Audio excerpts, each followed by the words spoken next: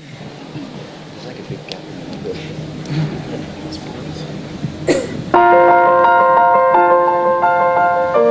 Walked across an empty land.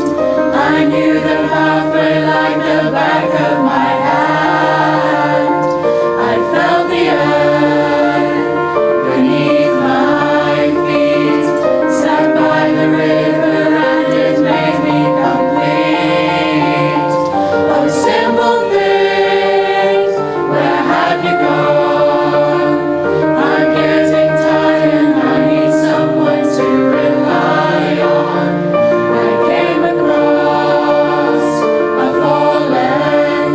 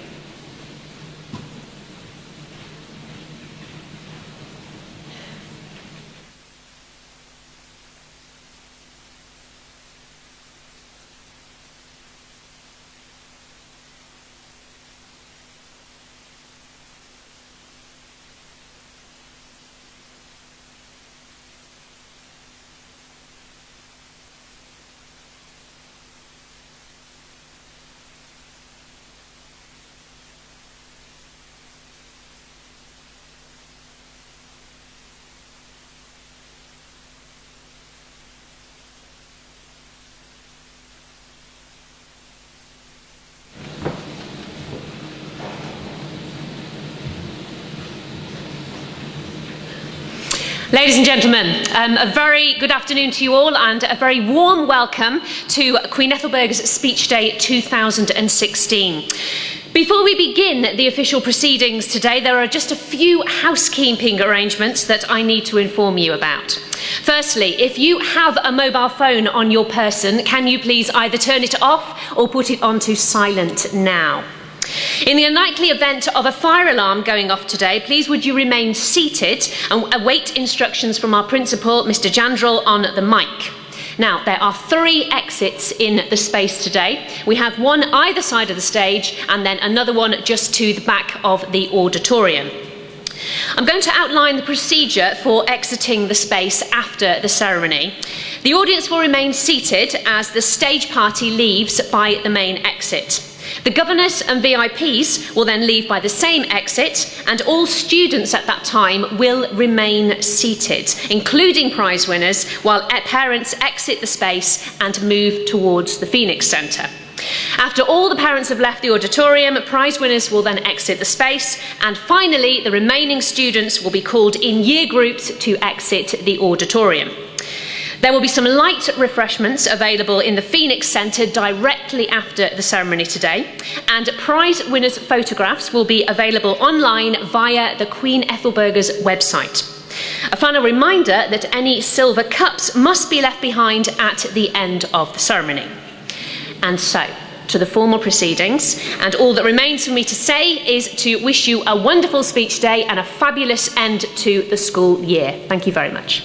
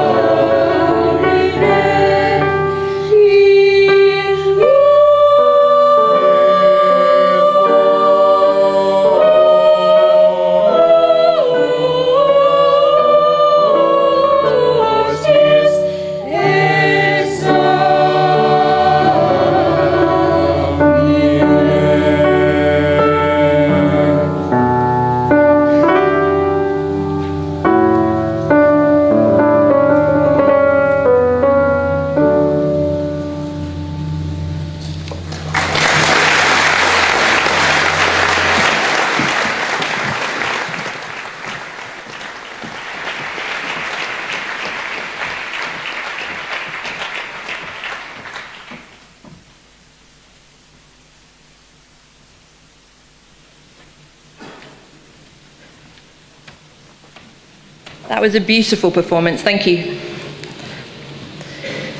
Mr. Ben Fogle, honoured guests, ladies and gentlemen, mums and dads, staff, but most importantly, our students. 25 years ago, I was sat in my chapter house uniform attending my first speech day, and I haven't missed one since. QE is at the forefront of daily life for me. It always has been, and it always will be. Which is why it is a great honour to be standing before you today, speaking in my capacity as chair of the Collegiate Board. I was always taught to say my thank yous, and this year there are plenty to be made. Without turning this into an Oscar winner's speech, I would firstly like to thank my school board members who are here today for their valued time, contributions and guidance over this academic year. It has been invaluable. My very hearty thanks go to Steve Jandrell, Denise Willis, Dan Machin and Kevin Aldershaw, along with their superb teams of staff for their hard work, dedication, commitment and good humour this past year. We are blessed here at QE with a team who give so much of their time and energies to ensure that we offer as much as we can to our students and our school community as a whole. It is often easy to forget the hundreds of people involved in supporting the day-to-day running of the school life, separate to our teaching and house parent teams. It is literally hundreds, and my thanks go to our estates, IT, housekeeping and catering teams who work year-round to ensure that we are all looked after to a very high standard. So to you all, a very big thank you.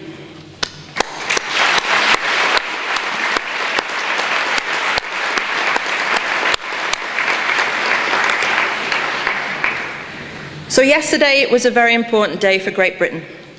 The British people have voted, and by a small margin, this vote is to leave the European Union. Clearly, prior to the vote, we have carefully assessed the implications going either way and have made contingency plans for whatever the result. One reassuring fact is that our collegiate, and in our totality, we have no bank borrowings, not one penny. So changes in interest rates, whether up or down, will have no effect on us. We are financially secure. There will most likely be a small downturn in the UK economic activity, but this September we still expect to see a small rise in day pupils across the schools. We believe there will be further government cutbacks, and this could mean even less money for state schools and services, so independent education is clearly the right place to be.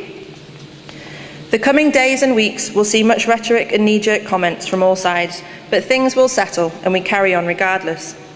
But back to more important matters. Speech Day is a fabulous occasion.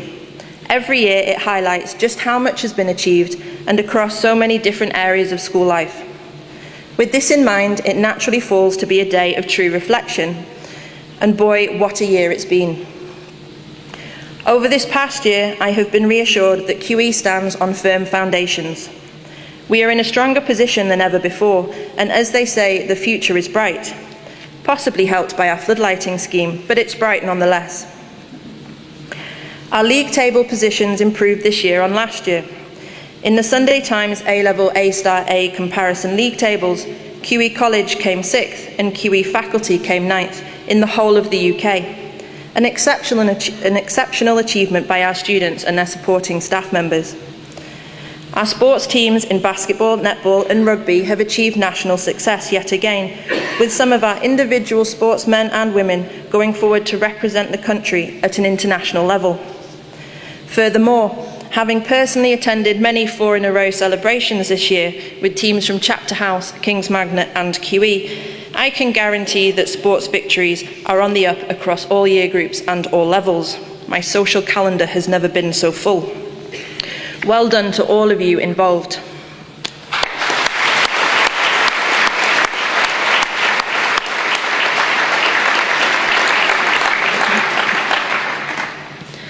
With over 380 activities available to students over the course of 3 terms, and our international trips covering an extensive and exotic 11 countries this year, it is safe to say that our enrichment programme is also very strong.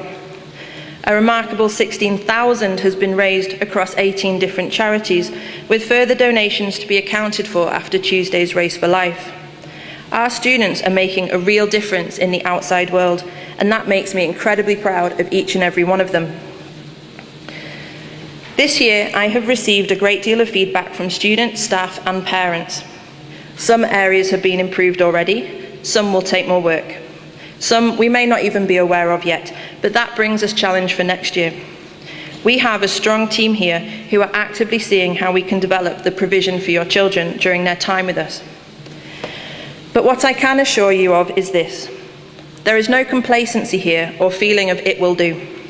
Instead, we strive for better in all areas, and our bar is continuously raised.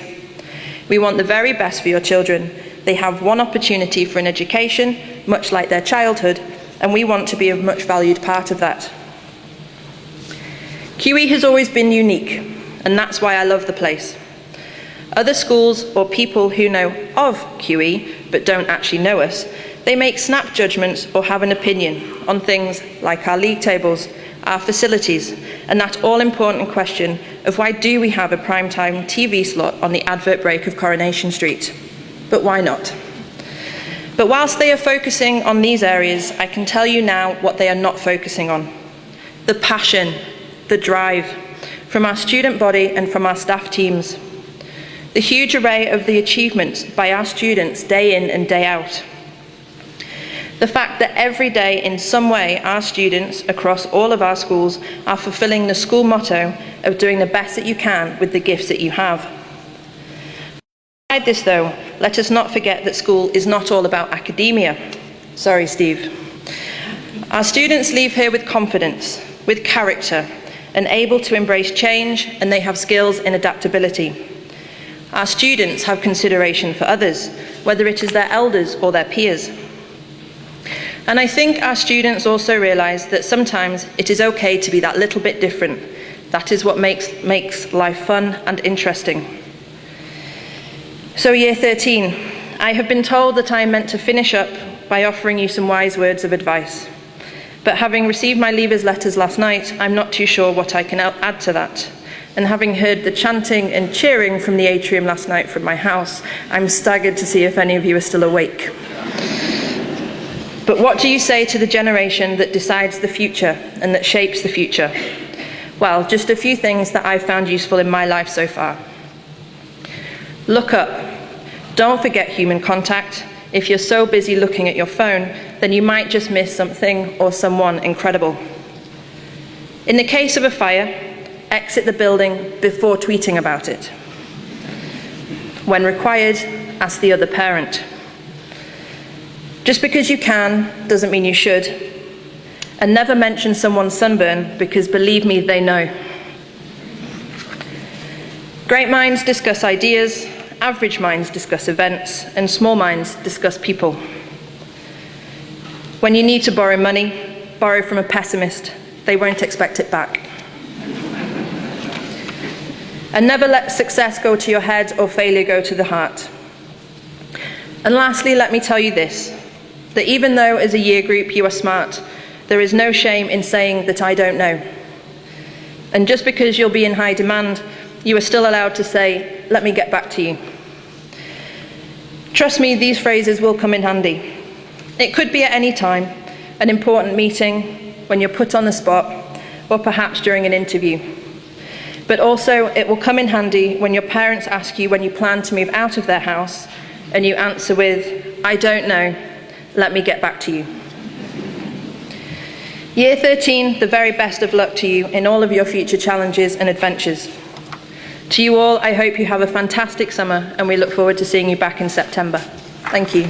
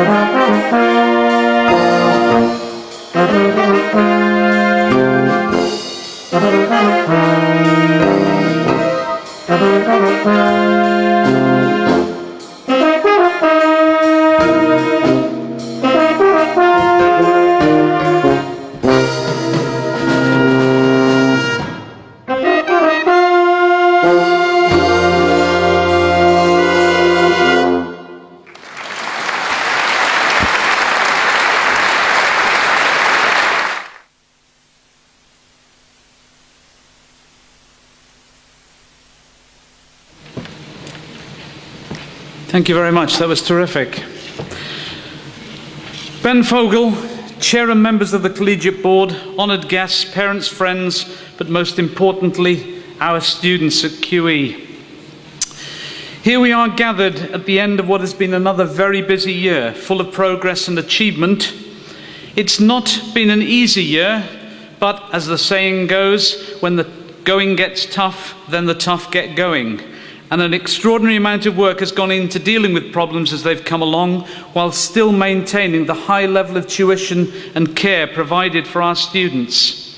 I believe that we have emerged much stronger, and that this will be witnessed by what is to follow today.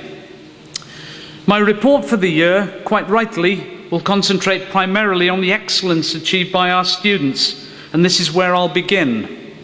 I'm not going to go over to the examination statistics. You've heard some of them.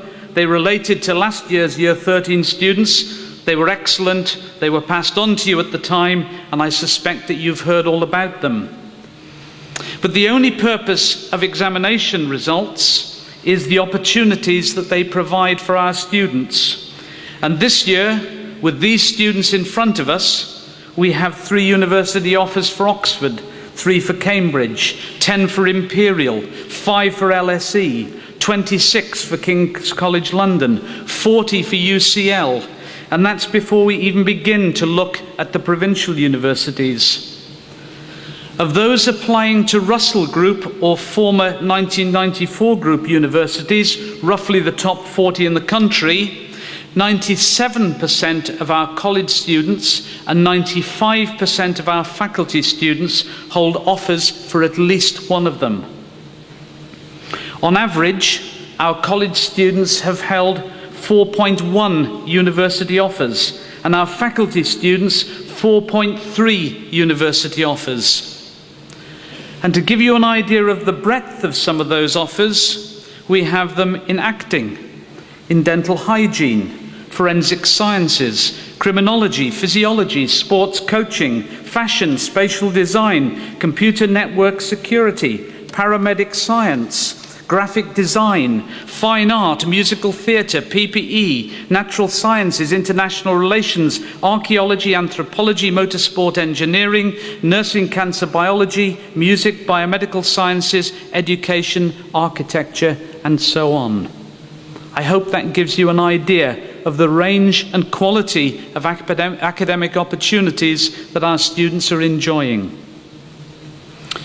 Moving to more specific achievements this year, in mathematics, amongst a great number of successes, the following pupils have achieved particularly highly.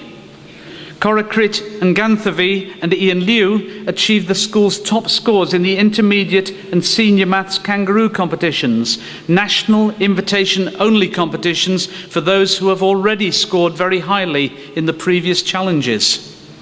Joshua Snyder, Berenice Shum, Bethany Likely and Maggie Chen represented the school in the regional finals of the Senior Maths Team Challenge. They were second with a score of 130, 1 point behind the winners and 20 points higher than those in third place. Berenice Shum achieved a distinction with a particularly high score in the National Mathematic Olympiad for Girls. Joshua Snyder achieved a distinction in the British Mathematical Olympiad, a national invitation-only competition aimed at students who are particularly gifted mathematicians.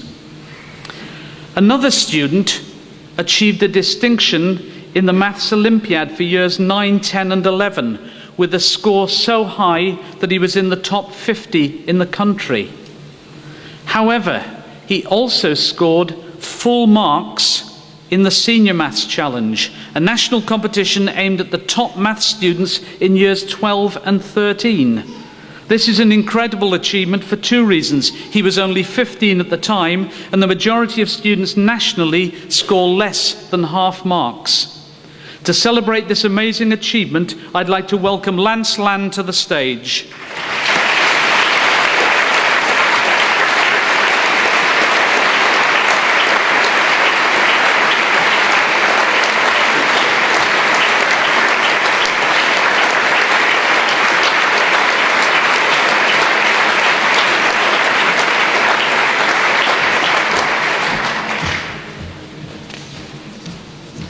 In engineering last summer, Jevon Simpson, Ryan Buchan, Gemma Umaz and Ben Morrell designed and built a remote-controlled cargo aircraft to compete in the British Model Flyers Association Heavy Lift Challenge, an international competition in which teams from universities around the world take part. Their aircraft transported the third largest cargo around the circuit in the given time, beating all but 2 universities. This year, Lulu Beatson, Sam Pace, Atom, Anna Chutanakul and Sarah Franks took part in the engineering education scheme with Network Rail at Sheffield Hallam University, developing an electronic monitoring system to improve the safety of level crossings. Receiving many positive comments from the judging panel comprising engineering industry leaders, they were awarded the Crest Gold Award, the highest level achievable. Railtrack cannot fund the project next year, but QE was approached by a senior engineer at Siemens, who, as a result of the accomplished performance of our team, wished to make a firm commitment to work with us next year and invest a considerable amount of time to work with our students. To receive the Crest Gold Award and congratulatory certificate on behalf of the team, I welcome Sarah Franks to the stage.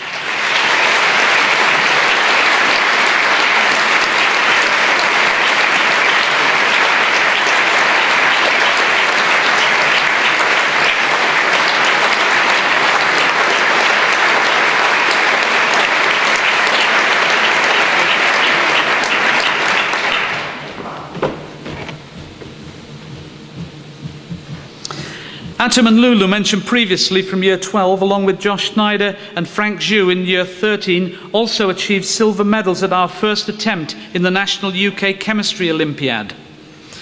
But one of the great events for science this year was Space Week.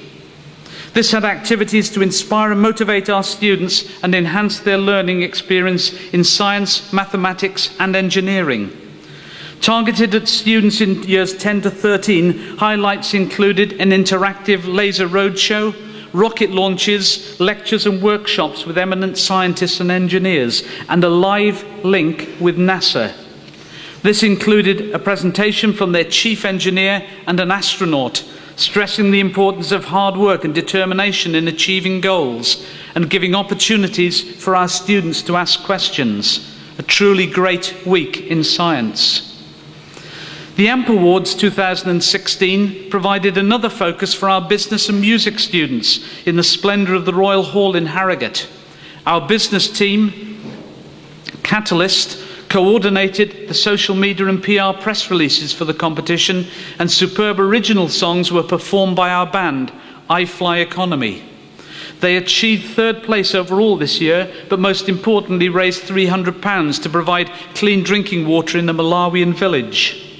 In the Young Enterprise competition, students created an international cookbook which celebrates the multicultural students and staff at QE. They progressed through the local round and were runners-up in the regional final, winning an award for the best teamwork and communication. Worthy of special mention are Ming Ling and Emeka Ehedioha, who have motivated the team company members through their excellence in the management team. In modern foreign languages, 2 students entered the challenging UK Linguistics Olympiad for the first time at advanced level, with Beth Likely gaining a bronze award. Next year, this will be extended down the school with a view to building our students' interest in the world of linguistics. In the English department, Gun Unamaranon won the QE round of Poetry by Heart competition and progressed to the regional finals, where, despite working in a second language, she ranked 4th overall, an amazing achievement.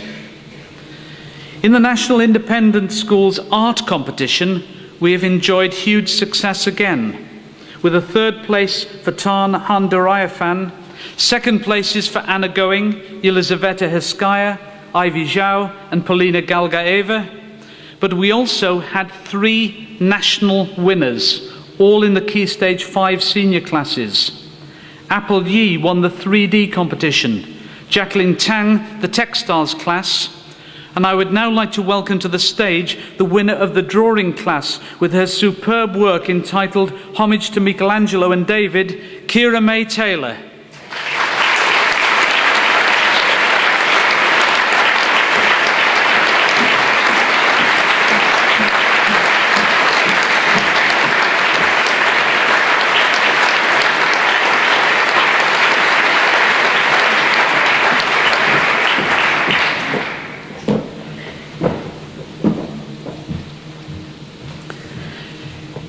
In music, Alistair Blackshaw gave a superb saxophone performance in the Associated Board of the Royal School of Music annual High Scorers concert in York for students who achieve outstanding results and who participate by invitation.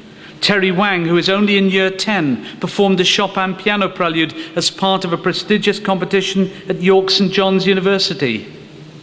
The high standard of music and the quality was a pleasure to witness at the carol service, the summer concert, and in a variety of other concerts given by our choirs and other musical groups. But one innovation reached a particular high level of professionalism, with a production of La Bohème by Puccini, performed by the Swansea City Opera in April with our students as the chorus, working alongside highly acclaimed professional opera singers on stage and working with their artistic director, John Bezic. The first, we hope, of many collaborations of this sort.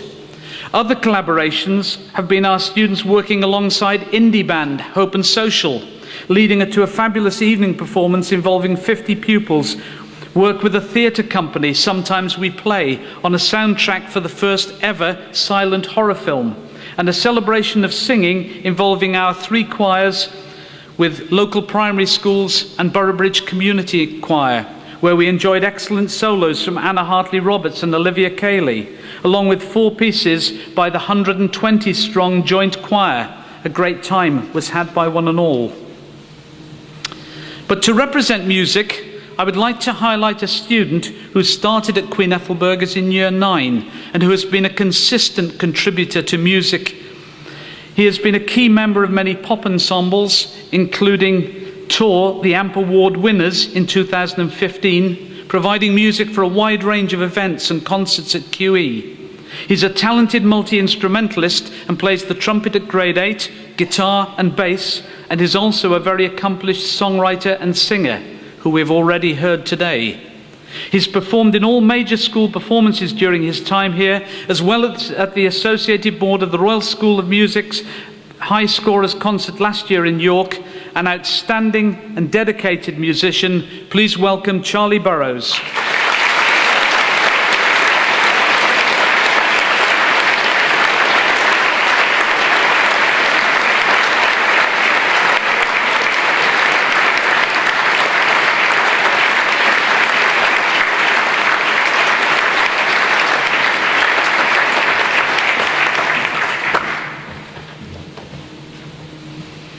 At the beginning of the academic year, the Performing Arts and Music departments presented a superb performance of Les Miserables. During rehearsals, pupils took part in a workshop with the original professional choreographer, Kate Flatt. A resounding success and thoroughly enjoyed by all who saw it. Special mention should go to the following pupils for their outstanding contribution in principal roles: Matthew McGregor, Anna Hartley-Roberts, Gun Unamaranan, Connor Duffy, Jack Gallagher, Olivia Cayley, Jason Clerico-Faro, Chiara Theophile, and Oscar Kennedy. Auditions for our next full-scale show, Phantom of the Opera, will take place in September. Watch this space. In January, 15 students began rehearsing the challenging piece Bassett as part of the National Theatre Connections Festival. The cast performed this production to a professional director from the National Theatre, and in March toured the show to the West Yorkshire Playhouse, where it was hailed as the most successful and exciting piece of theatre the creative director had seen this year. It was a powerful and demanding piece of drama that provided a great challenge to our students, and one to which they rose triumphantly. There are so many students who we could recognize for their contribution to drama, but I've chosen a student who has combined this interest with astonishing academic success. He has taken on a number of challenging roles and worked with students from years 6 to 13. He has complete dedication to each production, strong performing ability, excellent vocals, and provides thought-provoking characterizations, such as in Les Miserables. He has also been a dedicated member of the senior choir, and the clarity and strength of his tenor voice will be sadly missed next year. In addition to all of this, he achieved 11 A-star grades at GCSE, plus an A-star with distinction in further maths at the age of 14.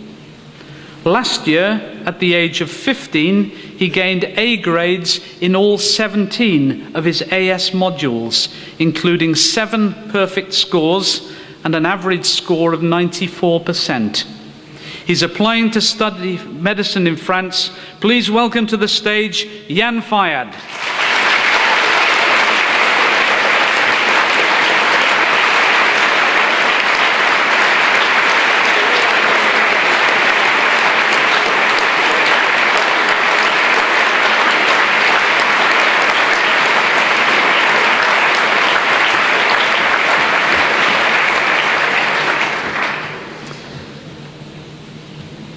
Through the Performing Arts Department, a number of students have been employed on the books of Top Talent Agency and have begun securing acting and modelling work in TV, film, online and theatres.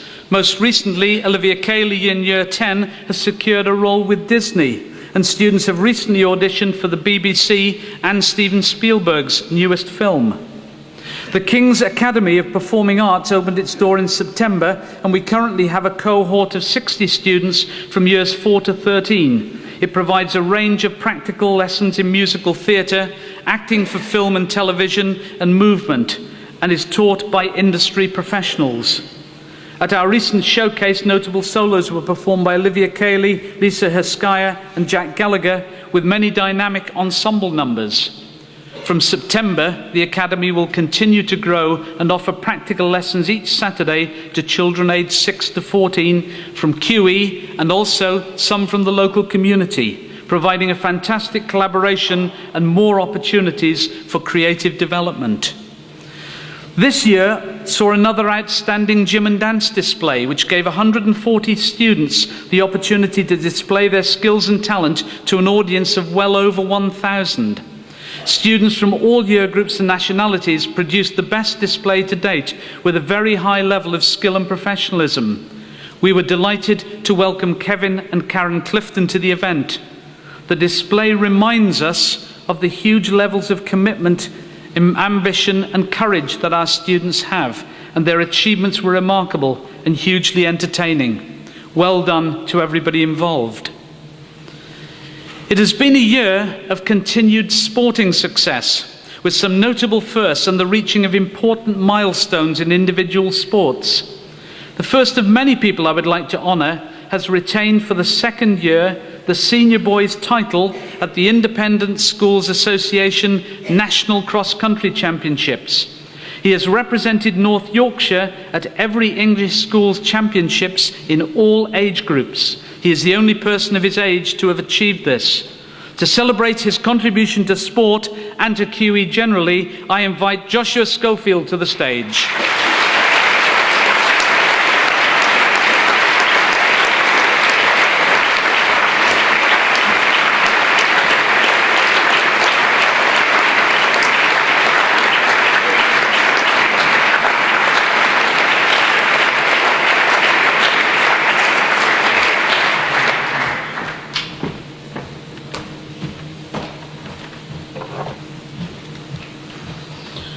Hot on Joshua's heels is a Year 10 student, Edward Lake, who was the fastest 14-year-old in the country over 100 and 200 metres this year, qualifying for this summer's English Schools Athletics Championships at under 17 level.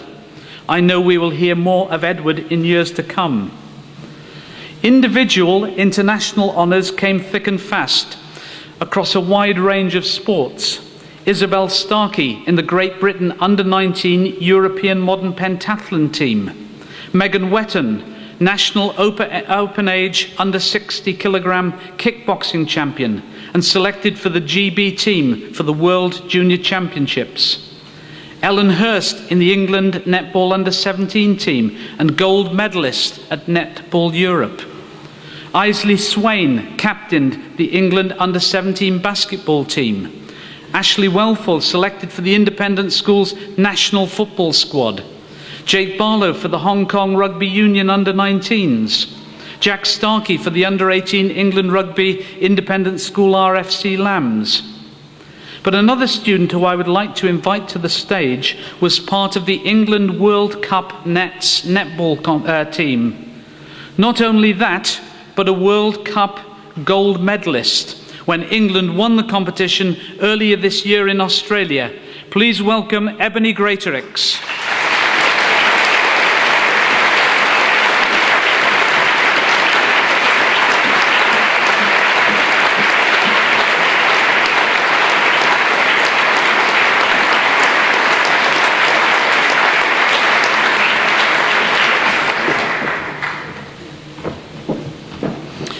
Last but not least is someone who cannot be here with us today as he's away competing.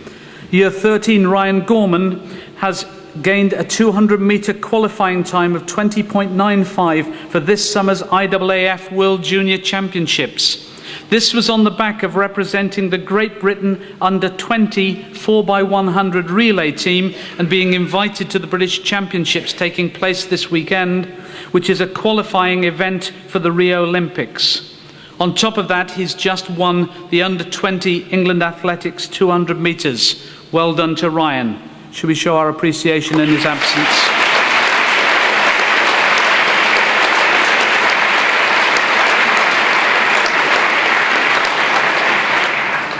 In QE team sports, our first major cricket and football honours were clinched, with the senior football team winning the North Yorkshire Under-19 League Cup and the senior cricket team taking the British Colleges North of England 2020 title.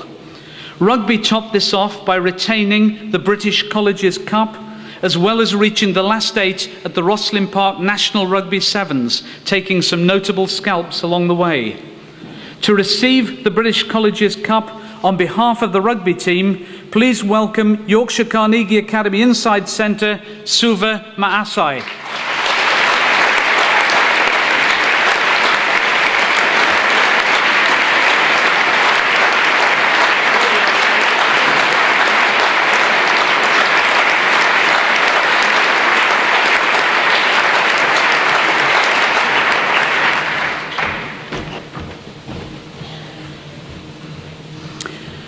Swimming made great strides this year, with the under-11 girls, under-13 girls, under-18 girls and under-18 boys teams being crowned Independent Schools Association North of England swimming champions.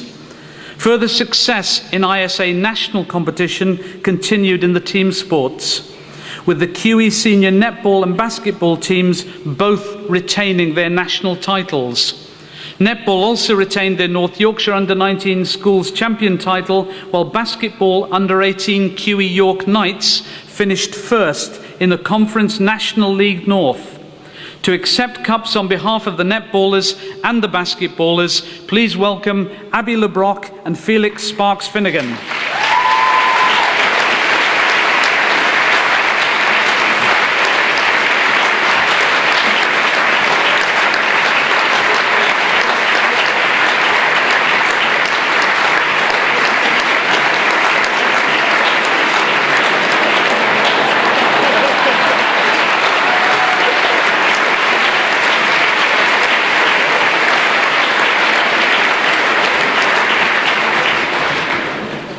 Where's the school box when you need it?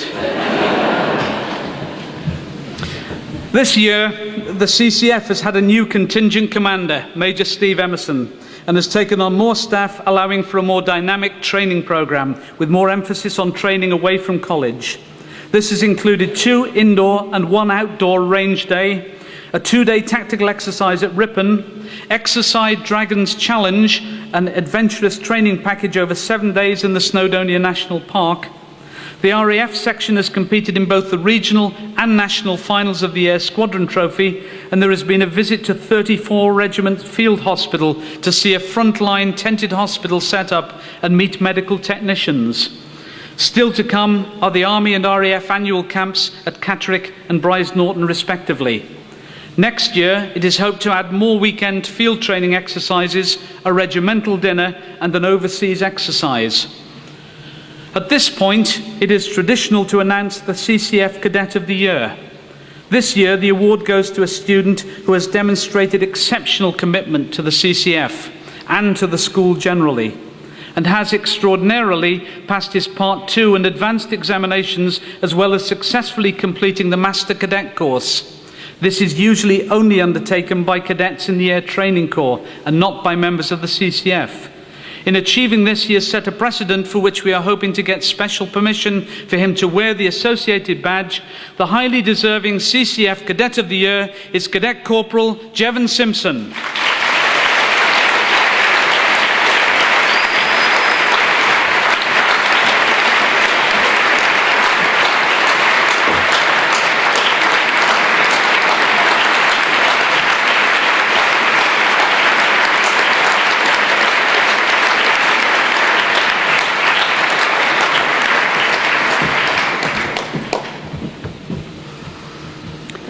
Charitable initiatives are an important part of what we do and give students a chance to gain greater understanding of how their lives may be different from others.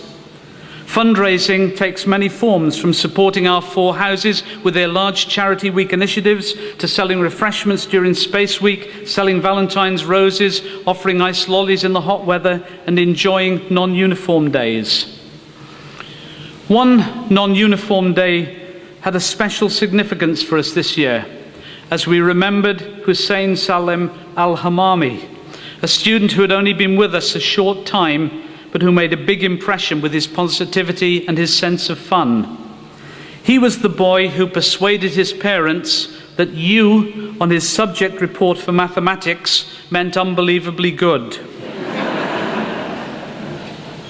He passed away in March after a very brief battle with leukemia, the first current student that we have lost in the 21 years that I've been at QE, and one who was remembered with the planting of a tree in the secret garden. We also remembered Natasha Floyd, a past pupil who recently died of a brain tumour, and Clinton Wu, who also died of cancer, choosing to contribute to the Teenage Cancer Trust and the Brain Tumour Charity in memory of them. All students and staff wore either orange or purple ribbons to commemorate young lives lost to cancer, and a huge number took part in the Race for Life this week, raising further funds for cancer charities. As you heard before, we have raised nearly £16,000 for the charities that we have supported, and there is still more to come in. A further area that provides broadening opportunities for our students is our outreach activities. Many involve working with local primary schools in competitions and workshops, or inviting people to performances that they enjoy or take part alongside our own students. But another innovation that I've been very pleased with is the extension of our visits abroad, which again makes a huge contribution to our students' understanding of the world we live in. These have included sport and performing arts in France, diving in Gozo, skiing in Italy, sightseeing in Iceland, personal development and politics in New York, art and MFL in Spain, a cultural visit to Venice, conservation projects in Costa Rica and Thailand, and community projects in Morocco and India. Next year, we have proposals to visit about 16 countries, including a new trip to Scandinavia. I would like to finish with a few hellos and goodbyes. One of the crucial innovations this year, as mentioned by the chair of the board, has been the establishing of the collegiate board, and we are pleased that most of them have been able to join us today. As principal, I'm delighted that Amy Martin has pulled together such a group of talented and committed board members whose worth is already being proved in monitoring what we do, how we do it, and being able to provide authoritative suggestions and advice to inform the way we move forward. I look forward to working with you for the benefit of QE over the coming years, and thank you for your contribution so far. As usual in a very large organisation, we also say goodbye to a number of people and wish them all well for the future, whether in future employment or retirement. There are, though, two people who deserve a special mention. Mrs. Willis, who retires after 18 years' service to QE, initially running our nursery nursing course, but then being head of sixth form, founding head of the faculty, and latterly head of collegiate management, working with me on the running of the whole collegiate.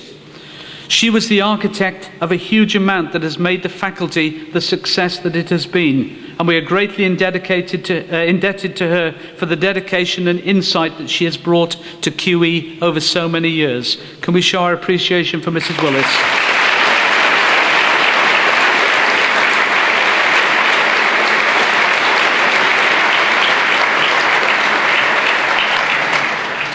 And another loss after 10 years' service to economics will be Mr. Good. His knowledge and authoritative tuition has been greatly appreciated by his many students, and his retirement will leave us with a deficit in debonair sophistication. We wish Mr. Good a long and happy retirement.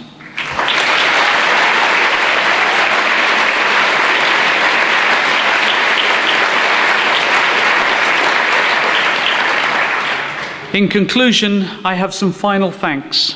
It has been a long and at times hard year, but staff have never lost their spark, their energy, or their determination to provide what is best for your children. From the various groups of ancillary staff who look after the logistics of QE, to the boarding and academic staff who provide the care and support for our students, you have all gone the extra mile, and the achievements that we have acknowledged today can only occur as a result of your dedication, and I thank you wholeheartedly for this. And to our students, our parents and friends, you too have been unwavering in your support, and I hope that you understand how important that has been to us all during this year. In return, I look forward to working with Mr. Machin as Vice Principal from September, our school heads and highly dedicated senior leadership team, and with all of our staff at every level to make sure that we move forward from strength to strength during the coming year. I wish you all a very good summer, and I wish our leavers every success for the future. You deserve it. Thank you.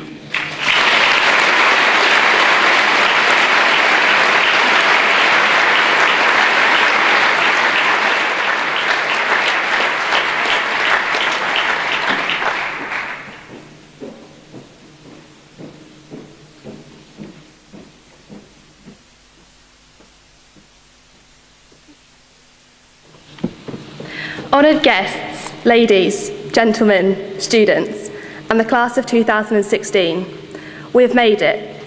Congratulations to everyone who's completed their BTEC courses and to the others who have made it through those seemingly never-ending hours of revision resulting in our final examinations. They're done, apart from those of you with maths and physics, and I can only wish you the best of luck. And I know that our teachers, parents and guardians could not be prouder. For the past 2 years, I've had the privilege to be part of the funniest, most caring, hardest working and down-to-earth family imaginable, and I'll leave QE with unforgettable memories. For the past 2 years, I've been surrounded by talent of extreme diversity, national champions in a variety of sports, the winner of the ISA Arts Award, Kira, we won't let you play this down, academic geniuses, and people who can marathon watch every series of the Game of Thrones in a matter of days. Wherever one's talents lies, Queen Ethelburgas provides the opportunities and support to pursue them. With that in mind, I would like to take the chance to thoroughly thank every staff member here at QE, from the estates team and catering staff to the house parents and academic teachers, in fact, all staff. We would not be here today without you, and your unwavering hard work and dedication shows that. It does not go unnoticed. Every extra 10 minutes that you've stayed behind after a lesson to go through something with a student, perhaps despite our grumbling and worried questions that accompanied these meetings, has been appreciated and will not be forgotten when we look back at our sixth form education when hopefully in the job of our dreams. Having grown up in New Zealand and attended secondary school in Cornwall, where I live a short walk from the beach and my part-time job, boarding at a school where the only way to reach some form of civilization is in one of Dave's taxis or a bright green QE Delika was an absolute novelty for me. The facilities, though, genuinely are amazing, and having spent the majority of sixth form appreciating muggles, the gym, an incredible common room on our floor in the boarding house, I didn't think things could get any better. But they did. The atrium was built, and with the biggest transformer in the world, what else could you possibly wish for? My time at QE has been eventful from day one, as after having been at the school for no more than 2 weeks, I was approached by 2 girls, who, in an attempt to apparently not seem too forward and asked me outright if I wanted to spend the weekend at her house, had instead already done my weekend leave out and signed me up for school transport. Now, I don't think this is a typical example of how people came to make friends here at QE, but Shanice and Josie have remained 2 of my closest friends, and it's a perfect example of how you can never know what to expect, but how the unexpected can have great outcomes. Boarding itself has not been anything like I'd imagined prior to coming here, but then again, probably for the best, as the only experience I had was through watching St Trinians. I've learned the importance of being prepared for a fire alarm at any hour of the day and night, as proved by the 2 a.m. alarm we had this morning, but what better way to leave QE? The multiple combinations of chocolate spread and bread, a prerequisite for survival during sixth form, it turns out. And that the only way to gather every girl together from the 3 floors in our boarding house is to provide a large amount of party food, sugary drinks and colourful balloons. More importantly though, I've learned that the saying, you can't choose your family, but you can choose your friends, is not always necessarily true. As during the last 2 years here, we, as leavers of QE, have grown together as a family, as we all prepare to take the next important step in our lives. The 2 years have been absolutely full of eventful memories, and I'm sure we'll all leave here with many memories, some fonder than others, as every student has a completely different story to tell about their time here and the opportunities they've taken advantage of. Although I think I can vouch for the majority of students when I say that the best development of this year occurred when biscuits and cake were introduced to break time in the undercroft. For me personally, sport has been a huge part of my life here, and I would especially like to thank Miss Heinemann and Miss Dorber for the opportunity to be part of the netball team, where I've developed a strong sense of teamwork and become incredibly close with the girls. who I will miss, but I'm sure I'll see again next year in a very competitive old boys match. The gym staff have also been great, and I know that many students owe their sanity through the exam period to the caring and helpful staff who have run classes, personal training sessions, and supervised swimming. Before coming here, I never knew that real camels could even be found in England, let alone be considered decoration at an Arabian Nights black tie dinner. But QE never fails to surprise, and sure enough, I unfortunately got to experience firsthand that camel spit does indeed travel far and fast. On a slightly more positive note, black tie this year also contained an exciting twist, as the celebrations commenced with a surprise as Mr. Jandrell showed his musical talent with a solo of O Sole Mio. I can now also say that I've seen the remaining 4 members of S Club 7 perform live as part of the school birthday celebrations, a traditional event I would struggle to compare to anything else. Other highlights from my 2 years here include participating in the QE Bake Off, which took place in a giant truck converted into a travelling kitchen, and was where I discovered I'm apparently not particularly talented when it comes to making meringue pies, in comparison to Matthew and Andre's masterpieces. It's a Knockout will also remain another treasured moment, particularly this year when the Team Rejects managed to beat the Blue Wall in a variety of obstacle courses involving lots of very cold water and a vast amount of soapy bubbles. Naturally, sixth form hasn't been all fun and games, but through hard work, determination, and strong friendship, we're together here today to celebrate our efforts throughout the year. I can honestly say I'm extremely proud to have been head girl of our year group in ensuring that from starting our roles in 2015 to handing over to the new team this year, we have successfully completed our daily duties, supported the school on every open day, welcomed new students during a very busy induction week, and been positive role models for the rest of the collegiate. I'd also like to say a huge thank you to Cara Lee for putting up with me for the past 2 years, and being so much more than just my roommate. We all leave here today as the Queen Ethelburgas class of 2016, and every single one of you deserves to, and will, go far in life. My concluding message is this: if you only take one thing from this speech, is that there is, and always will be, another option. When one thing doesn't go to plan, life does go on, and you will find happiness in other pursuits. I would now like to introduce this year's guest speaker, Mr. Ben Fogle.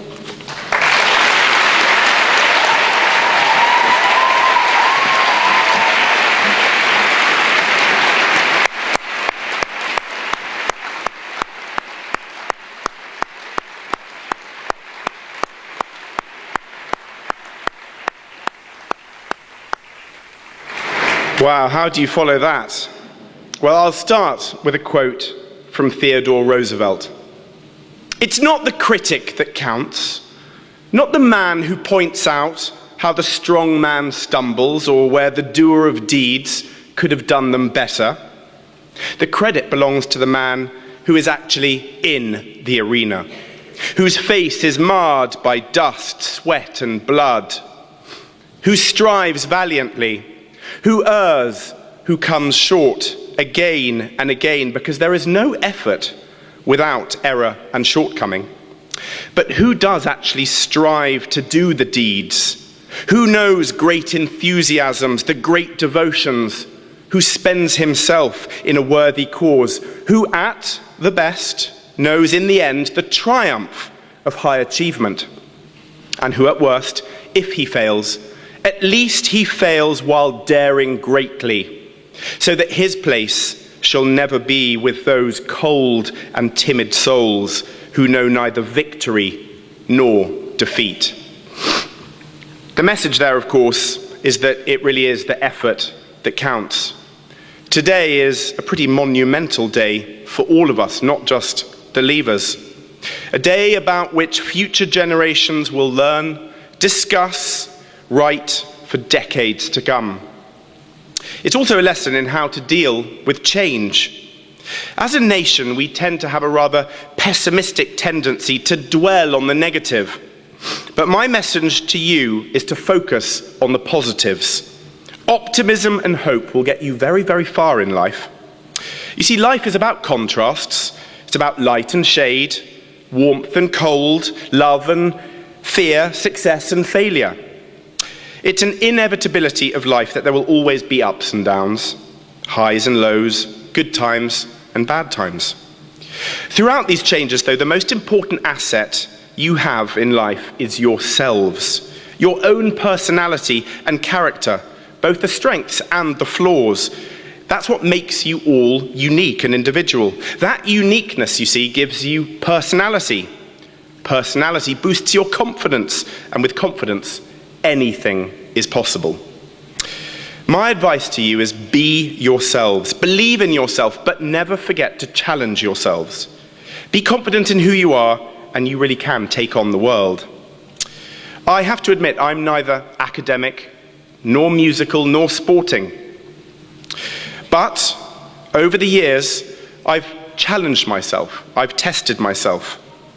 I also believe religiously in the importance of taking yourself out of your comfort zone, pushing yourself. You see, complacency can lull all of us into a false sense of security. In my mind, if you haven't failed, you simply haven't been trying hard enough. As Winston Churchill once said, success consists of going from failure to failure without the loss of enthusiasm. Over the years, I've certainly tested myself. I've been arrested on the island of Pitcairn. I've been stabbed in Costa Rica. I've been stranded in the high Andes, chased by the Royal Navy from the British Indian Ocean territories. I've helped repatriate East Timorese refugees and delivered war aid to war-torn Baltic states. I've collared elephants and translocated rhino. I've taken part in the World Stinging Nettle Eating Championships. My advice to you is to not do that, it's very sore. The World Worm Charming Championships, the World Oyster Eating Championships, don't advise that one either, and the World Lawnmower Racing Championships. I've accompanied Princes William and Harry to Botswana and the Arctic Circle, and followed a team of plastic surgeons from Great Ormond Street Hospital on life-changing operations in Ethiopia. I've spent a year living on a deserted island. I've swum with crocodiles and great white sharks. I've trekked across poles and run across deserts. I've leapt out of aeroplanes, scaled mountains, and led more than 20 expeditions to places as remote and varied as Papua New Guinea and Svalbard. My life really has been as strange as it is varied. So why have I done it? Because life is full of opportunities. And I've used those opportunities, I'd argue, to make me a better person, to boost my own confidence. I have seized the moment. It may sound like a cliche. Life is a little like a huge ocean. You leavers today are standing on that beach with the vast ocean ahead of you. On one hand, it can be rather scary and daunting, but don't look at it like that. See the hope and excitement, the opportunities ahead of you. If we all start on that beach, and let's make no mistake, the nation is on that beach today with the profound political changes going on in the world. We can choose our mode of transport. Some of us choose to never leave that beach. We like to muck around in the shallow water, play in the sand. Some of us choose the obvious option of taking an aeroplane to cross to the next country. A few of us take a cruise ship, a speedboat. Maybe some of us choose to sail, using the wind to navigate across the ocean. Some of us might go on a pedalo. Some of us might choose to build a raft and just go on a whim in the hope that the currents and the weather will take you where you want to go. I took another mode of transport. I decided to row it. It was 10 years ago. I was already working in television, but I still lacked confidence. I still lacked confidence in who I was and what I could do. And I wanted to test myself and show people that there is more to you than meets the eye, that anything is possible if you put your mind to it. And I was searching online one day for a challenge, something that would test me. And that's when I discovered that not only had people rowed across the Atlantic Ocean in a little 20-foot rowing boat, that's the size of this desk here, a little wooden rowing boat, but there was a race. And before I could stop myself, I signed up for this epic challenge. And it was only afterwards I sat back in my chair and thought about those small little details, like the fact I'd never rowed before. I didn't have a rowing partner, I didn't have a rowing boat, and I knew very little about the oceans. And I forgot about it. A year out from this race, I was at a party in London, and there across the room, I spotted James Cracknell. I recognised him. He's very tall. He'd just won his second gold medal at the Olympic Games in rowing. And my first thought was, there's a bloke who knows how to row. So I bounded up to him and I said, hello, James, how would you like to row the Atlantic? And he looked down at me and he said, can you row? And I went, nope, never rowed before in my life. And he told me to go away in not such polite terms, I can assure you. But I persevered. Another important message, I suppose, for all of you leaving today: never give up, keep persevering, keep knocking on that door. And eventually James relented. We met up and we discussed the possibility of this very unusual pairing. James, the professional Olympian. We've already heard about the extraordinary sporting achievements of many of you here today, so I'm preaching to the converted already, or explaining to the converted already, but James has dedicated his life to 4 Olympic Games. 2 of them he didn't reach at the last minute due to illness, but that's 16 years of his life dedicated to the one discipline, waking up every day at 5 o'clock, rowing, nothing but rowing, 7 days a week, 365 days a year.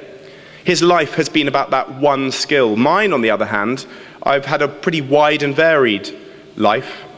I like to describe myself as a jack of all trades, master of none. I don't think there's any shame in describing yourself as that. I like to have a go. I'm a yes man. Seize that moment. And we decided to team up. We became, as the press described us, the odd couple. The Olympian and the obviously non-Olympian. We had to become ocean yacht masters, learn to navigate using the stars and the sun and the moon. We had to do sea survival courses. We had to learn how to fix broken bones, how to repair broken teeth. Once we were on that ocean, we were alone, unsupported, just the 2 of us, and a tiny boat made of plywood and glue. The one thing I forgot to do in all that preparations was to actually learn to row, believe it or not. I was so busy with ticking boxes, with passing exams for using the VHF radios and various other things, that I simply didn't think about it. And I think if there's one anecdote that sums up just how ill-prepared we were, it was the morning of the race. There was a lot of press interest, cameras all around the boat, and as we got in, I put my oars into place, and I just felt James tap me on the shoulder, and he said, mate, you put the oars in the wrong way round. I took my first stroke and I fell off my seat. That's how ill-prepared we were. We decided that we would row a very simple routine: 2 hours on, 2 hours off.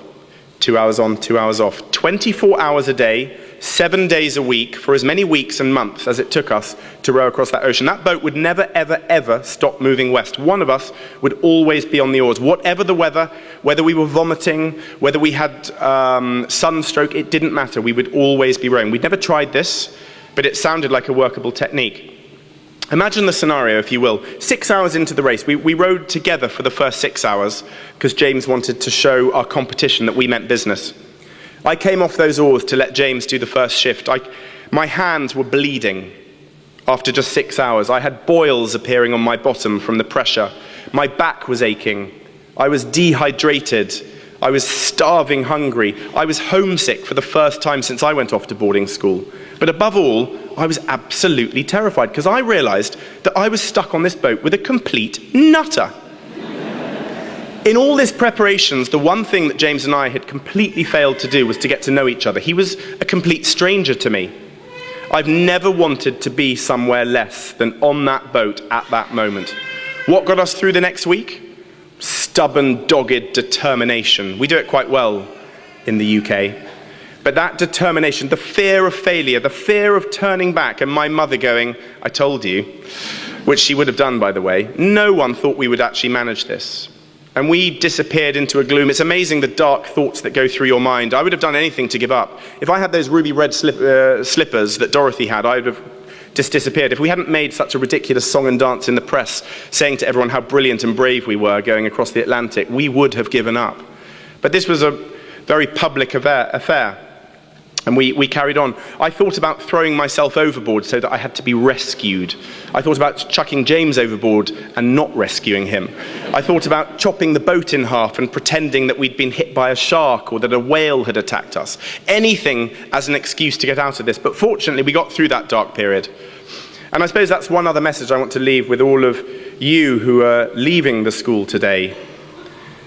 Change is a big thing. It takes a while to adapt, but you will adapt. It took us about a week, and we got used to life on board. And that's when the next problem settled in.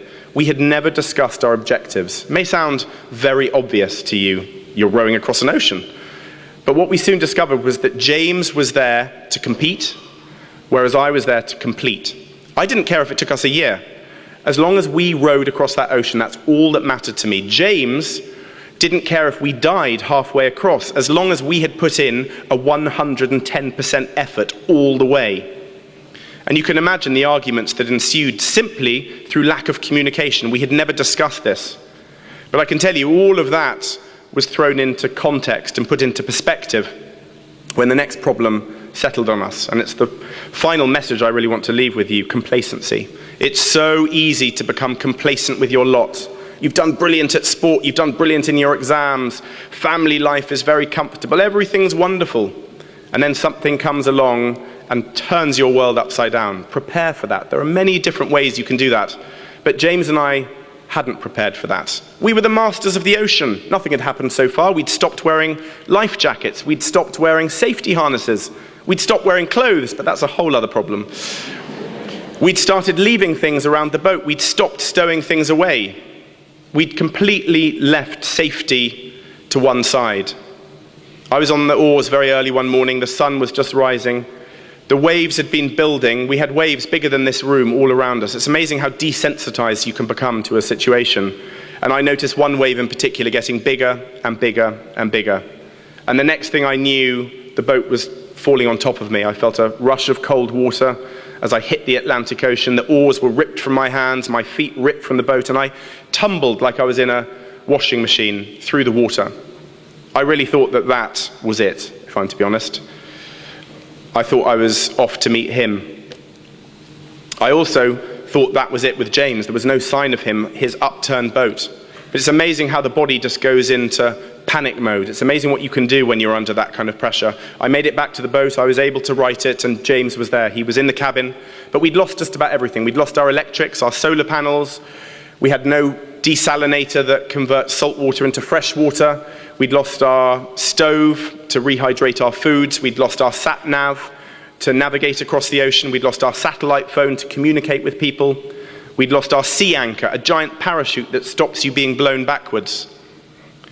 I was ready to pull the EPIRB, the emergency beacon, when James looked at me.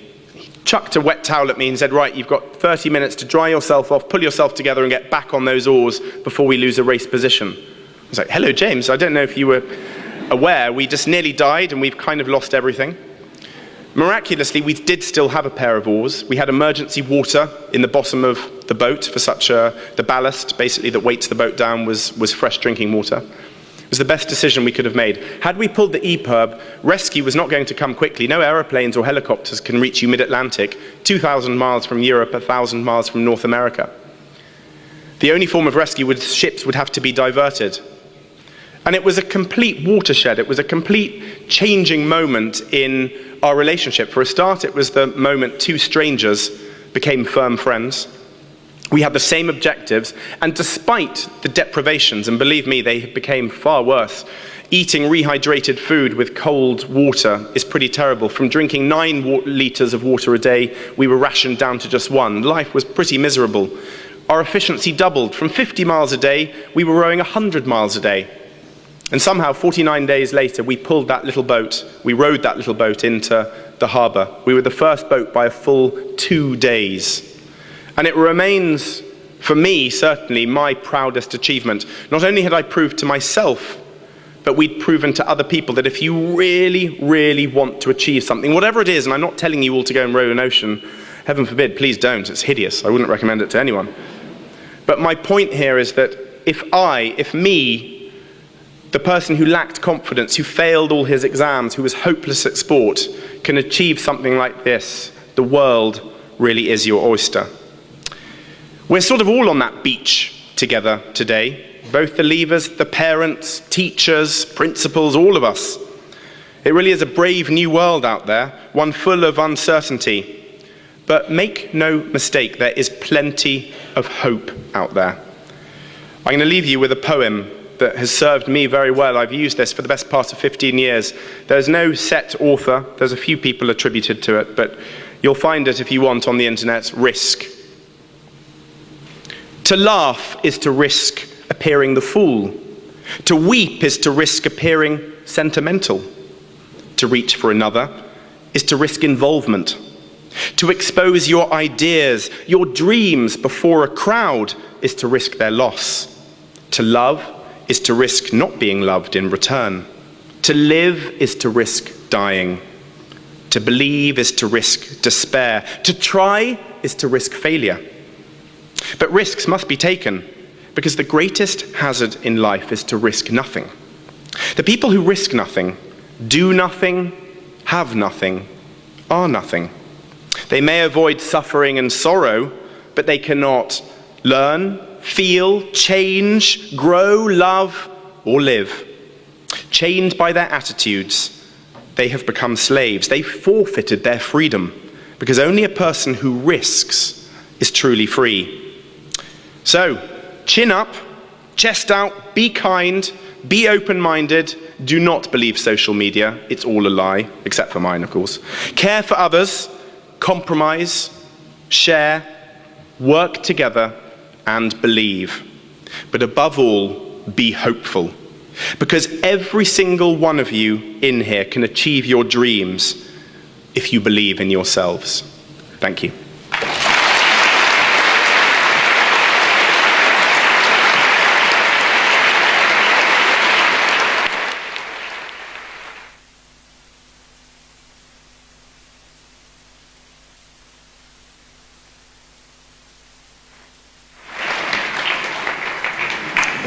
We now come to the presentation of the prizes for both senior schools.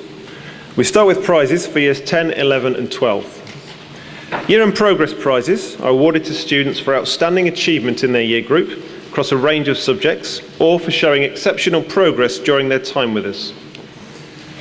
The year and progress prizes, beginning with Ella Lucas winning the College Year Prize for year 12.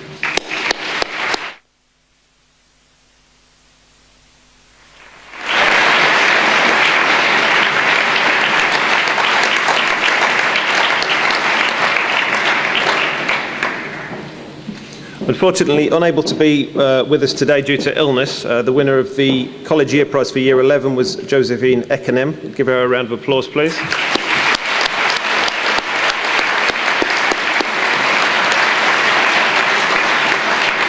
The winner of the College Year Prize for Year 10 is Albina Makina.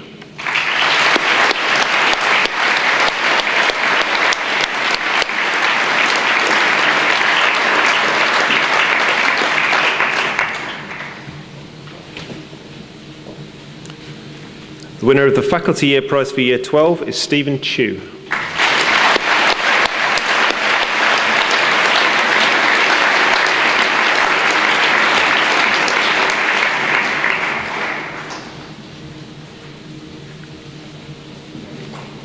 The Faculty Year Prize for Year 10 goes to Laura Goff.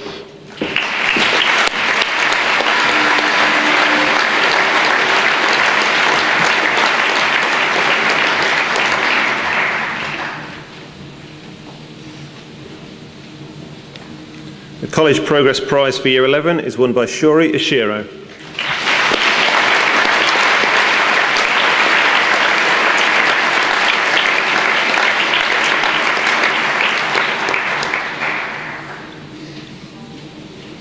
The College Progress Prize for Year 10 goes to Annie Zhao.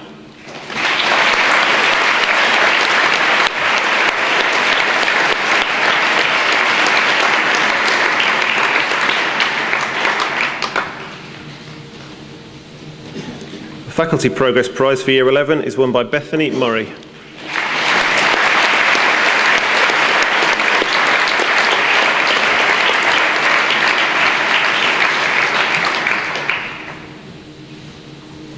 And the Faculty Progress Prize for Year 10 goes to Terry Feng.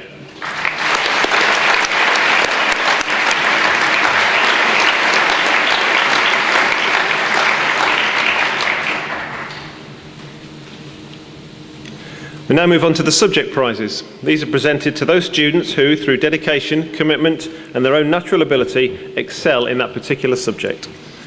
Beginning with the QE College course subjects, the prize for English goes to Gun Unamaranon.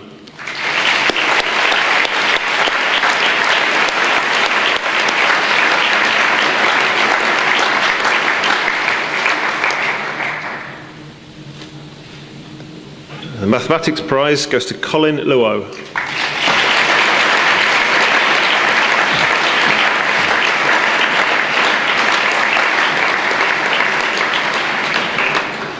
The science prize is won by Rose Song.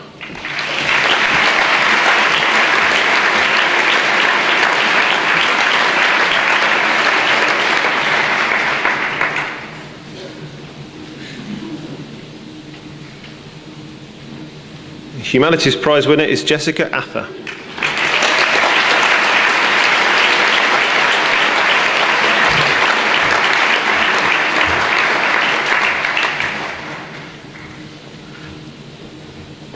And finally, the Modern Foreign Languages prize goes to Sophie Hansord.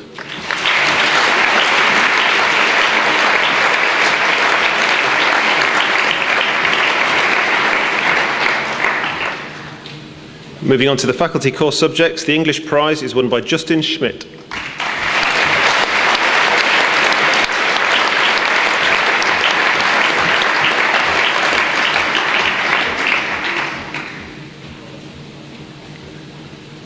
The mathematics prize goes to Lance Lan.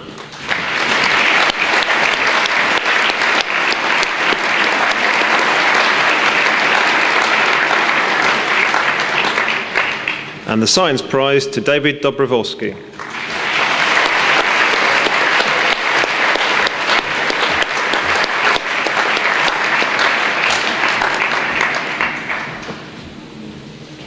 Moving on to the optional subjects in the college, the Business Studies prize is won by Hao Yu.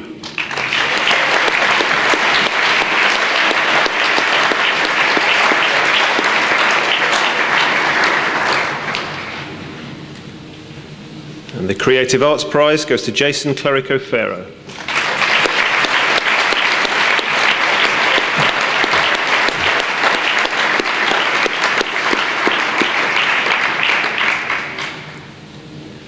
The Economics prize is won by Sophia Jiang.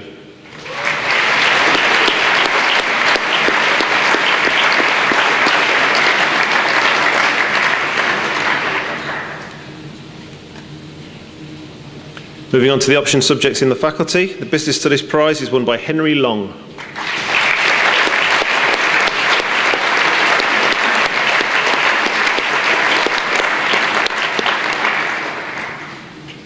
The Design Technology prize goes to David Arutinov.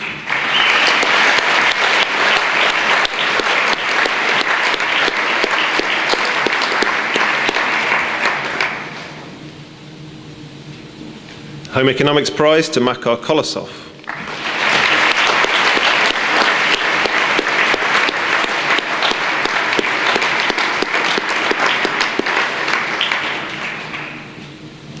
The Humanities prize is won by Amy Park.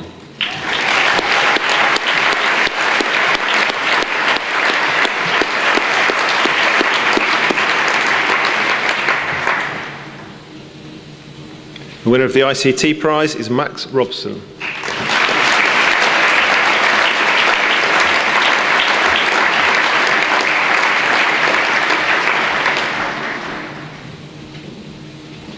The music prize winner is Jack Dean.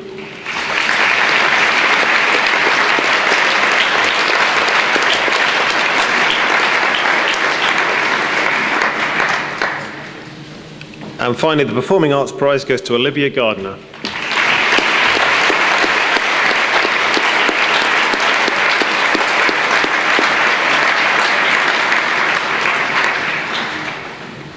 Sport prizes across both college and faculty, beginning with the dedication to girls' sport, Lauren Turner.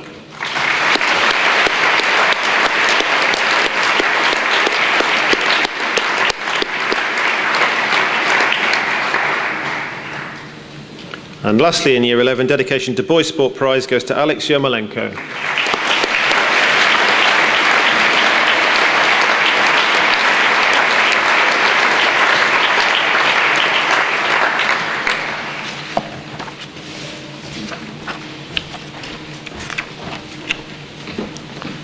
We now move on to the Year 13 prizes.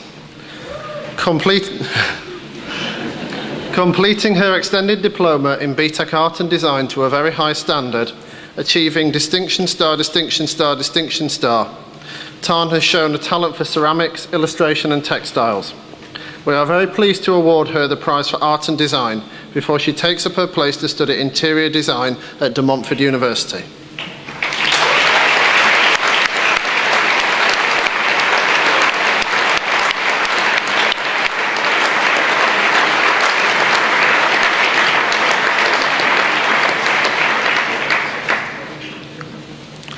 Georgia joined us for Year 12, having completed her GCSE studies 1 year early, and with some apprehension as to whether or not she would cope with sixth form studies. She needn't have worried. With 10 A-grade modules at AS level, she has more than justified her place. And we are delighted to award her the Biology Prize before she leaves to complete veterinary practice at Whipsnade Zoo before completing her application for veterinary medicine.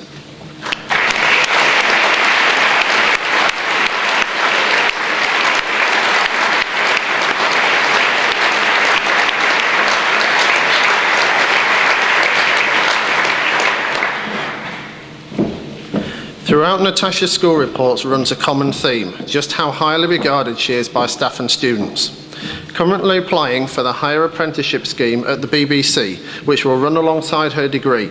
We wish her luck with this, and we are pleased to present her with the Business Prize before she leaves to study Business Management with Marketing at Pearson College, London.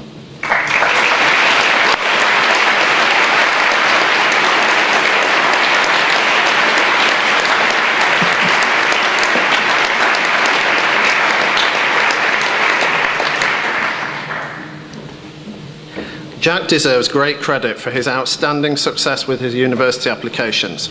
Achieving one offer for medicine is rare. Achieving 3 offers from universities such as King's College London and University College London is exceptional.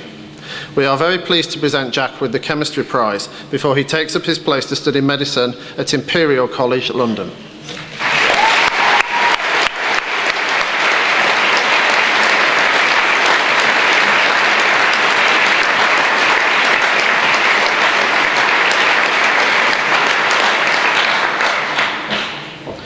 A-level courses are demanding enough, but beginning A-level study 6 weeks late after a last-minute decision to study in the UK is a challenge that would defeat most students.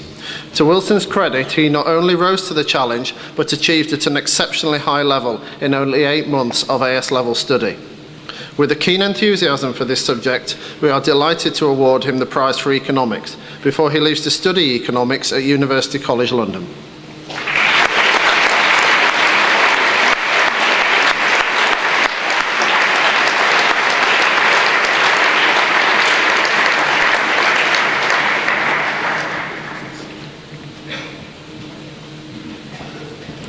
As Deputy Head Boy in the faculty, Jevon has proved indispensable at school functions, with visitors, and whenever staff or students have needed any support with pretty much anything. He is highly regarded by our staff and his peers, and we are very pleased to be able to recognise his academic achievements with the Prize for Engineering. We wish him well as he leaves to pursue a career as an engineer in the Armed Forces.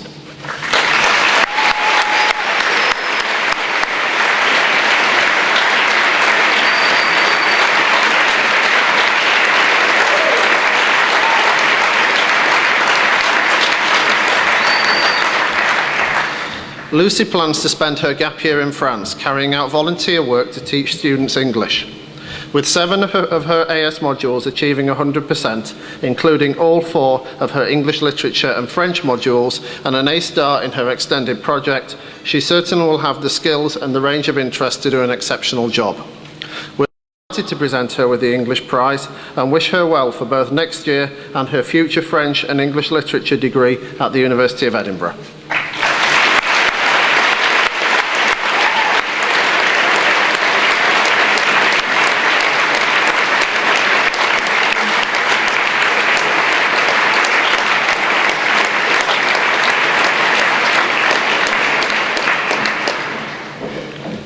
Here is a summary of just some of Megan's achievements over the last 2 years. 10 out of her 12 AS modules given full marks, and a total UMS score of 1,193 points out of 1,200. Senior Prefect role, participation in the Engineering Education Scheme project, winner of the Foundation Essay Prize, accepted into Mensa, charity work in India. Because she achieved so much in so many ways, it is sometimes easy for people to take this achievement for granted. But this is a chance for us to recognise just how much commitment, dedication and perseverance Megan has shown in achieving all of this, whilst also always remaining good fun and a thoroughly nice person. We are delighted to award her the Newton-Raphson Prize for Further Mathematics before she leaves us to study engineering at the University of Cambridge.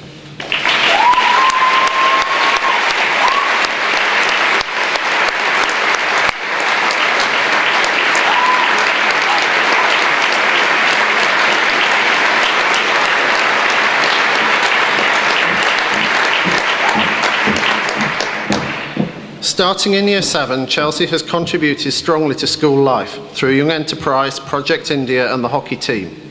With an excellent average score of 95% at AS level, Chelsea is well deserving of the prize for geography before she takes up her place to study geography at the University of Exeter.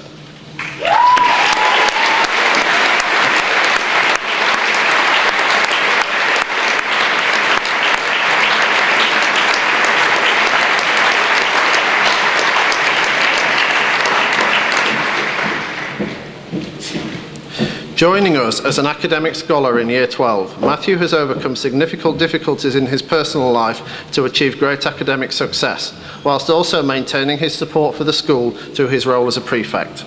We are very pleased to present him with the History Prize before he takes up his place to study biomedical science at the University of Lincoln.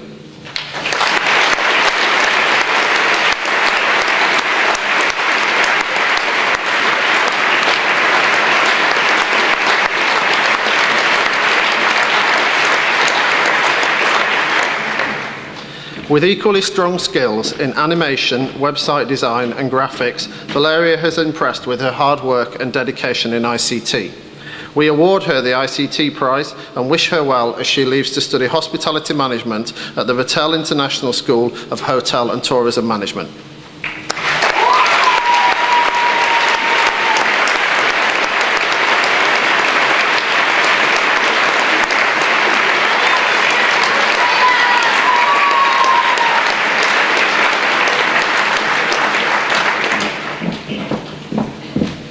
It seems a very short time ago when Jason arrived at Queen Ethelburgas for Year 12, recording his own arrival video to help other new students in settling into the school.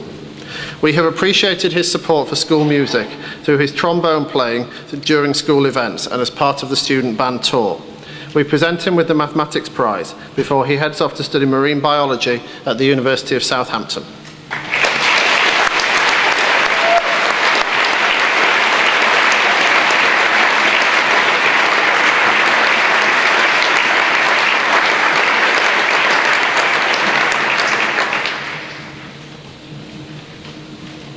Rosie has worked hard to achieve at the very highest level and deserves all of the success that she gets. We have greatly valued her support as a prefect and a peer mentor and wish her well as we present her with the prize for modern foreign languages before she leaves to study French at the University of Oxford.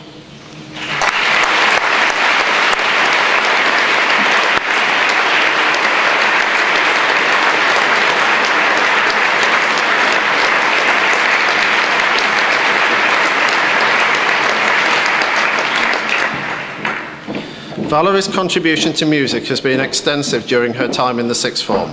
She has supported with concerts, the carol service, school productions and speech day, all whilst working towards her A-level qualification. We are pleased to award her the Music Prize before she leaves to study music at the University of Edinburgh.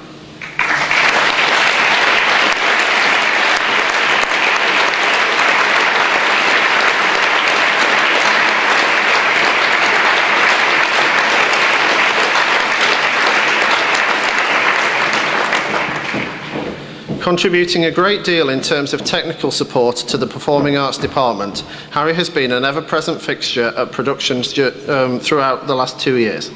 We are very pleased to present him with the Prize for Performing Arts before he takes up his place to study theatre lighting design at the Royal Central School of Speech and Drama.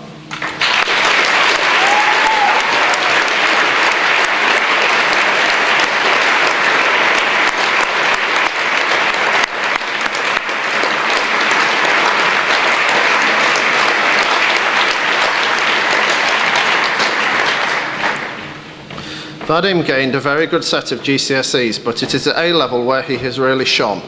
His work ethic and academic level supporting him to achieve a clean sweep of 16 A grades and 1 B grade at AS level, with a 92% average. Alongside this, he has found time to participate in the engineering education scheme, play in the football and basketball teams, and achieve his Gold Crest Award in science. We award him the prize for physics before he takes up his place to study electrical and electronic engineering at Imperial College London.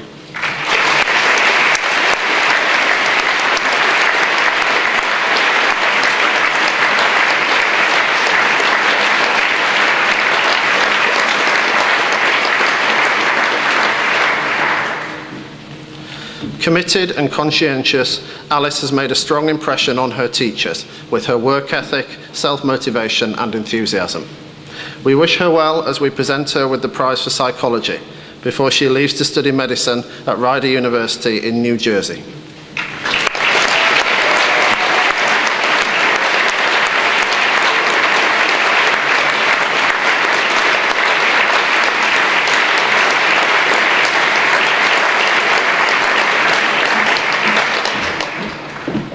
As our first team captain for rugby, James has excelled not only in school, but in his role with Yorkshire Carnegie and the Yorkshire Academy Under-18 team, setting a fine example as a role model both on and off the pitch.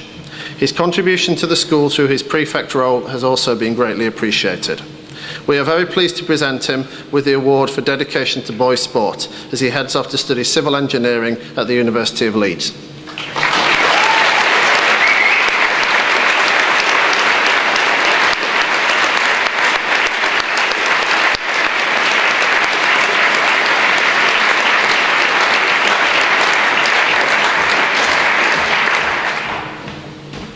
The next two prizes demonstrate the standard that our female students have reached in sport in recent years. Our first prize is awarded to Holly, who has achieved great success playing hockey in the Adult North Premier League and in the Futures Cup in the Under-18 North of England team, in addition to her support for our younger students in their hockey development.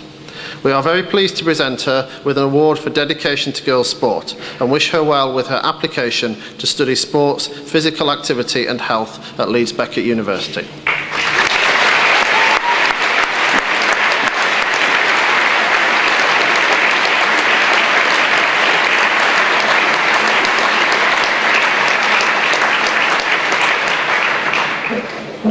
Our second prize is awarded to Lucy, who has reached the regional training squad and played hockey for Yorkshire, in addition to her invaluable work coaching younger students in the school. We are delighted to present her with an award for dedication to girls' sport before she leaves to study sports coaching at Leeds Beckett University.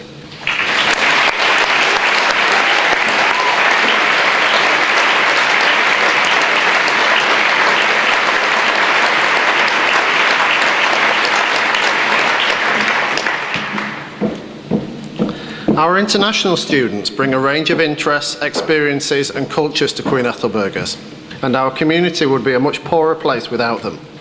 It is a major financial and emotional commitment for our British and international families living overseas to send their children to another country to live and study. And it is to their credit that our students work so hard and play their part in creating such a positive atmosphere in school. Arnold, whose family lives in Hong Kong, joined us in Year 10, achieving 4 A grades and 8 A star grades at GCSE and 189 out of 200 points in AS Geography by the end of Year 11, and following this up with 16 out of 16 A grades in his AS modules at the end of Year 12. You could have understood it if we had awarded him this prize for academic achievement alone. His contribution to school life, most notably through both his role in the Year 11 Silas Marner video and in representing the school in the engineering education scheme, working for 6 months alongside National Rail engineers as part of a small team which came up with a proposal for a solar-powered electronic lock, preventing trespassers from getting onto the railways, again could have led to the award of this prize. However, it is Arnold's ability to live, work and encourage the integration of a wide variety of students and staff, enriching his experience and the experience of others around him, which is his greatest success of the last 4 years. For all of these reasons, we award him the Armitage Prize for Outstanding Contribution from an International Student before he leaves us to study Electronic and Electrical Engineering at University College London.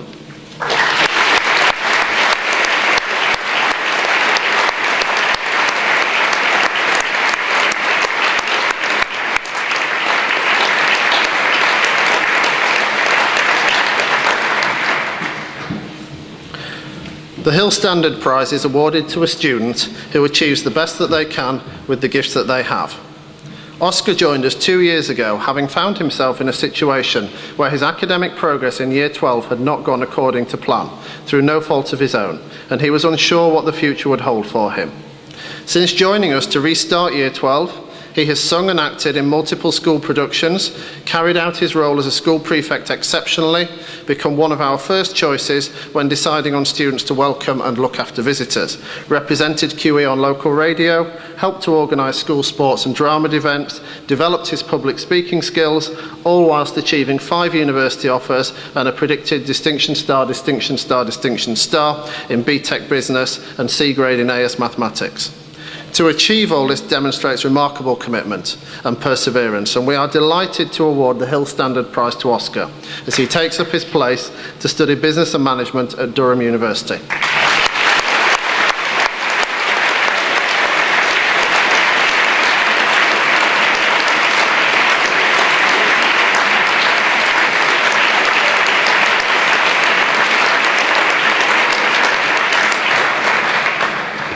Last year's Year 11 again continued an upward trend of exceptional GCSE results, with an increase in the quality of grades for both senior schools.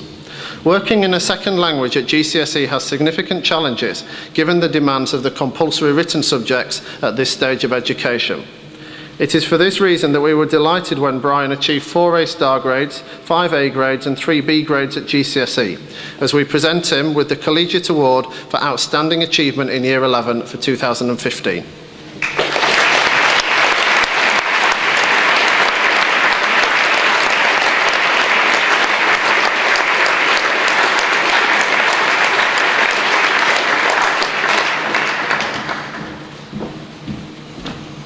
"12 months ago, Lizzie completed Year 13, having studied for 9 years at Queen Ethelburgas.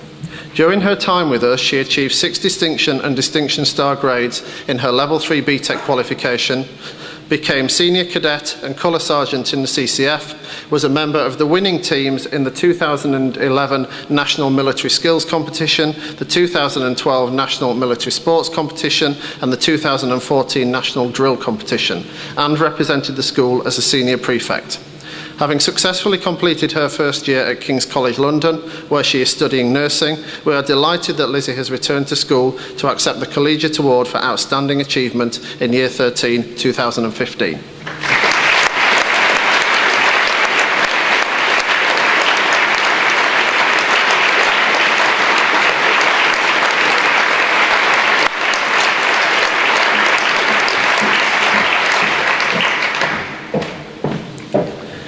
Daisy's contribution to Queen Ethelburgas as head girl is most notable for the fact that everything she does just works.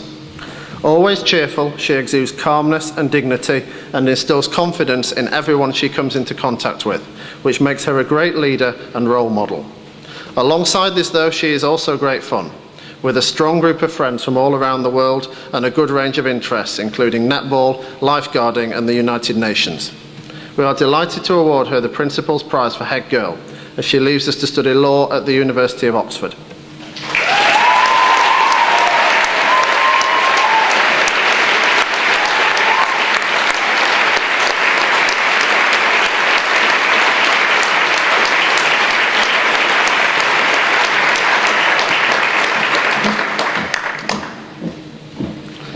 Alan joined us for the one-year GCSE course, gaining a position as a Year 11 prefect in only 2 months, a significant achievement. In Year 12, he went through an extremely rigorous application process, including multiple interviews and a leadership assessment, in order to gain his position as head boy. One of his most notable achievements, and worth asking him to show you, was his tortoise impression in the College Social Expectations video. He's also famed for carrying around a sinister black book, which he doesn't let out of his sight. and which very few people have seen inside. One of his most influential moments was during the Year 12 prefect application process, where we found ourselves in a situation where another student decided not to go through the process because they were unable to enunciate as well as Alan can. Miss Flaherty solved the problem by pointing out that none of the staff are able to speak as well as Alan can. Alongside all this, though, Alan's skill in integrating with a wide range of different people, showing the utmost reliability when representing the school with visitors, and his good humour and good nature demonstrates why he was a great choice for head boy. We wish him well as we present him with the Principal's Prize for head boy as he takes up his place to study economics at University College London.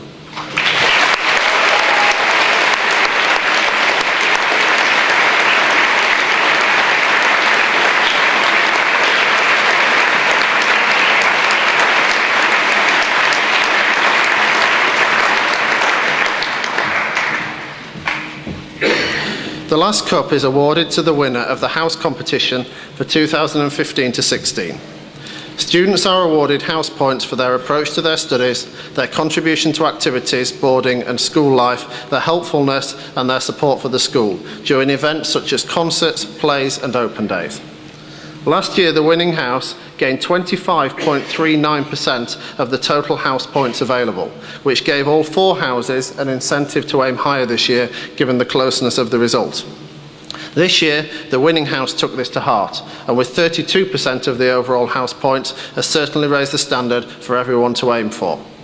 I would like to invite the Year 13 house prefects on stage to receive the cup on behalf of the winning house, which this year is Derwent.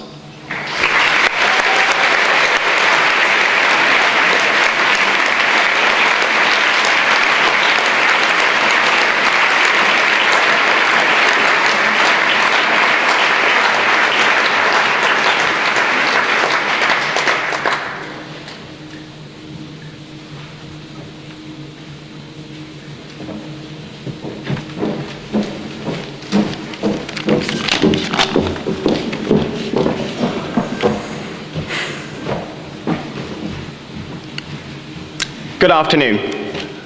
According to St. Ambrose, who lived many years ago, no duty is more urgent than that of returning thanks. So allow me to perform my duty of giving the vote of thanks. I must begin by offering a special thank you to our guest speaker today, Mr. Ben Fogle, for his inspirational speech about his adventures and, more importantly, the underlying mentality. Mr. Fogle, I particularly enjoyed hearing about your adventure where you rowed across the Atlantic. I was amazed that you took on a challenge that you have never tried in your life before. It has certainly encouraged me to step out of my comfort zone and take on opportunities available to discover more about life, even the stinging nettle eating competition. I also delighted in hearing about your friendship with James Cracknell. The crossing was not only a battle of physical limits, but also a battle of emotional limits. Your friendship has undergone moments of success and happiness, as well as sadness and challenges. Here at QE, friendships have been forged, friendships that can last a lifetime. We must not forget to remain thankful for our friends, for their support and their kindness in all circumstances. On that note, I think it is fitting to end with a quote from Winston Churchill. Now, this is not the end. It is not even the beginning of the end. It is perhaps the end of the beginning. For those of us leaving school, whether you're going on to universities, taking gap years, or headed for real-life jobs, I wish you the very best of luck. And once again, a massive thank you to Mr. Ben Fogle. Please accept this gift from all of us.